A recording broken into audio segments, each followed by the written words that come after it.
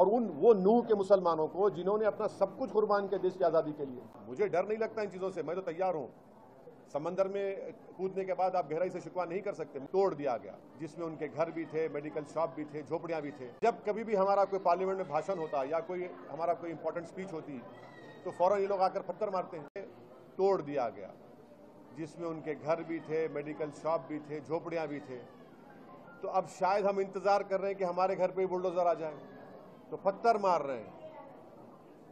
जब कभी भी हमारा कोई पार्लियामेंट में भाषण होता या हमारा कोई इंपॉर्टेंट स्पीच होती तो फौरन ये लोग आकर पत्थर मारते हैं। तो ये तो सिलसिला चल रहा है, एक तरफ मुसलमान पे बुलडोजर चल रहा है और एक सांसद के घर में पत्थर गिर रहे हैं। सर, आपको धमकियां भी दी जा रही है?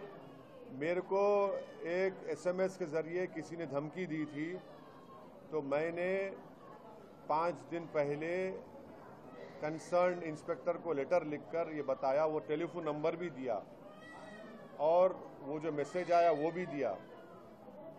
वो मेरे से आके पूछते कि सर आप लेटर लिख कर दीजिए कि आपका जो CDR है हम निकालें। मतलब CDR क्यों निकालेंगे, मेरा राइट टू प्राइवेसी का इशू है। मैं आपको दे रहा हूँ कि इस नंबर पर आया है, मैं आपको फोटो दे रहा हूँ, मैसेज का दे रहा हूँ, आप देखिए उस पर एक्शन लीजिए। मैं जो कह रहा हूँ ना कि बीजेपी के 9 साल में एक इनसिक्योरिटी का माहौल इन्होंने पैदा किया है, फिरका परस्ती के माहौल का बढ़ावा दिया है। जो बात मैंने पार्लियामेंट में कही थी वो आपसे कह रहा हूँ, यही तो उसकी मिसाल है। एक 4 मरतबा का सांसद हूँ मैं, और हर थोड़े दिन को मेरे पत्थर फेंके जाते, घर पर शीशे तोड़े जाते। अरे इसके पीछे उन लोगों का हाथ है जिन्होंने वर्दी पहनकर आतंकवाद के मजाहरे के ट्रेन में। इसके पीछे उन लोगों का हाथ है जो मॉब लिंचिंग करते हैं मुसलमानों की, वही माइंडसेट इसके पीछे है। और मुझे डर नहीं लगता इन चीज़ों से, मैं तो तैयार हूँ। समंदर में कूदने के बाद आप गहराई से शिकवा नहीं कर सकते, मगर इसका जो इफेक्ट पड़ेगा देश पर, उसको सोचने की जरूरत है। आप देखते जाइए कितना बड़ा बुरा इफेक्ट पड़ेगा। अगर एक पार्लियामेंट के MP के घर पर हमला हो रहा है तो फिर ये तो आम बात हो गई। जिस तरह आपने बुलडोजर चला दिए, जिस तरह आपकी कस्टडी में एक प्रिजनर था उसको गोली मार दिए, तो 100 दिनों ऐसी क्या चीज रहा अभी। और तरफे तमाशा ये है कि सामने पुलिस का ऑफिस है, हेडक्वार्टर है। अगर ये जो हमारे घर पर किया जा रहा है, अगर कोई बीजेपी के बड़े नेता के घर पर तो क्या होता बताइए, क्या होता बताइए, कितना बड़ा रिएक्शन होता। ये देश के लिए ठीक नहीं है, इसका नतीजा खराब निकलने वाला है और बीजेपी को इसका नोट लेना चाहिए। भारत के प्रधानमंत्री ना चीन पे बोलते ना बुलडोजर पे बोलते। 750 घर नूह में मुसलमानों के बर्बाद कर दिए गए, आसमान के नीचे जिंदगी। हम कल 15 अगस्त यौम आज़ादी मनाने जा रहे हैं और आप ये पैगाम दे रहे हैं पूरे देश को, और वो नूह के मुसलमानों को जिन्होंने अपना सब कुछ कुर्बान किया देश की आज़ादी के लिए। महात्मा गांधी वहां पर जाकर नूह के मुसलमानों से कहा था कि तुम मत जाओ पाकिस्तान को। आप ये महात्मा गांधी को याद कर रहे हैं, इस तरह से याद कर रहे हैं आप। ठीक है, हिंसा हुई, हम उसका कंडेम करते हैं, मगर आप एक पूरी कम्युनिटी को कलेक्टिव पनिशमेंट दे रहे हैं। कहां गया प्रधानमंत्री का सबका साथ, सबका विकास, सबका विश्वास?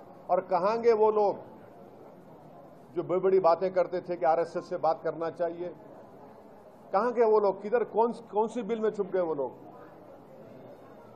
कहां गए वो लोग जो बोलते थे कि डायलॉग होना चाहिए? बोलो, डायलॉग करो अभी।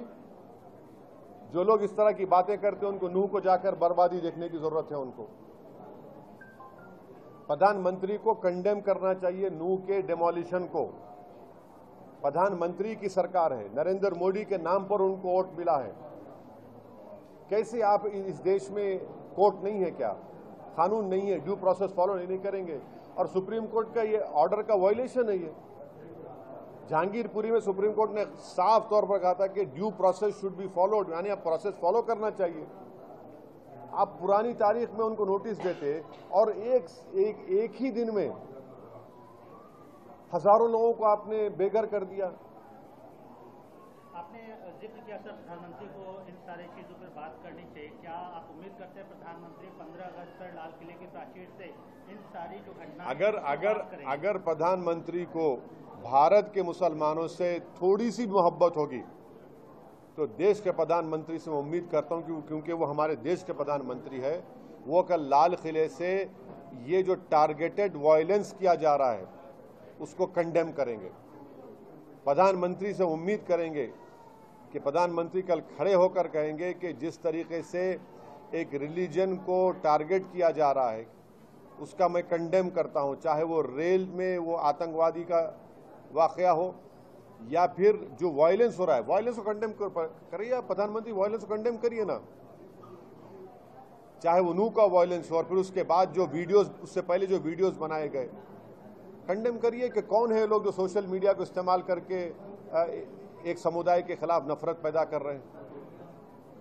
और ये बुलडोजर कहाँ नहीं इस्तेमाल हो रहा है, हरियाणा में हुआ, यूपी में हुआ, मध्य प्रदेश में हुआ, गुजरात में हुआ। अरे भाई फिर कोर्ट क्यों है? अमित शाह ये 3 कानून क्यों लेके आए? सीआरपीसी, आईपीसी, एविडेंस एक्ट हटाने के लिए आप क्यों ला रहे हो उसमें? आप जब आप खुद ही कानून बन चुके, आप खुद ही कोर्ट बन चुके, फायदा क्या है उसका? वो कानून को, नया कानून जो लेके आ रहे हैं आप। हम उम्मीद करते हैं कि प्रधानमंत्री इसका नोट लेंगे और एक स्ट्रांग मैसेज देंगे प्रधानमंत्री कल अपने भाषण में 15 अगस्त के दिन, क्योंकि चुनाव से पहले उनका ये आखिरी भाषण होगा। देखते हैं कल क्या होगा।